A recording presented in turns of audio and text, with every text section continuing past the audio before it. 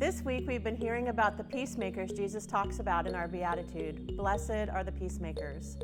I'd like to wrap up by talking about the second half of that verse, for they will be called children of God. Peace sounds great, but in order to be a peacemaker, there has to be conflict. There isn't anything wrong with healthy conflict. In fact, conflict is where we can grow, learn, show and receive grace. Conflict in and of itself isn't bad, but unresolved conflict is, because it can lead to bitterness, gossip, and not being reconciled as Christ has called us to be. Another way to be a peacemaker is to not be a conflict starter and to deal with the conflict within ourselves. Romans 12:18 says, "If it is possible, as far as it depends on you, live at peace with everyone." I need to ask myself some questions.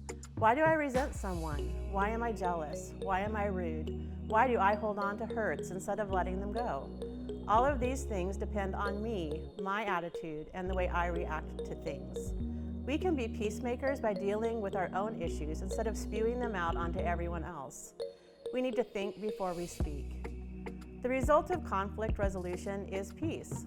When we are able to resolve conflict in the way Jesus instructs in Matthew 18, hold no bitterness or ill feelings, and are able to move forward in our relationships, we reflect God.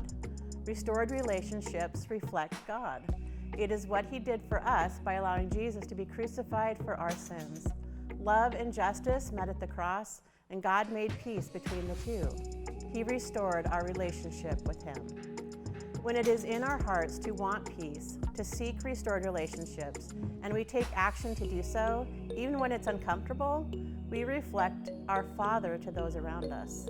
When we ask God to help us deal with our own issues and resolve the conflict within ourselves, we are more peaceful people.